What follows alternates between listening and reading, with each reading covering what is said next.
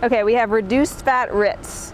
Everybody looks at the fat, everybody looks at reduced fat this, low calorie that, but again, you have to look at the two important things I just mentioned today. The ingredients, this has probably about 25 ingredients.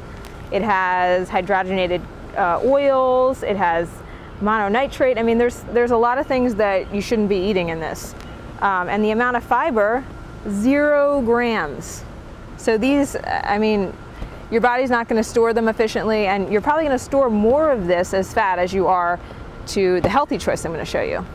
So these get the boot. All right, here we have my favorite cracker. I talk about these a lot in my other videos. Triscuits. They're not reduced fat. They're not, you know, altered in any way. They're original. And the reason is because, again, if you look in the ingredients, it has whole grain winter wheat, soybean oil, and salt. So 3 ingredients in the entire thing. Fiber, 3 grams in a serving of 6 crackers. So again, these are as close to nature as you can be. So again, these are just a few examples, but I'm showing you what to look for.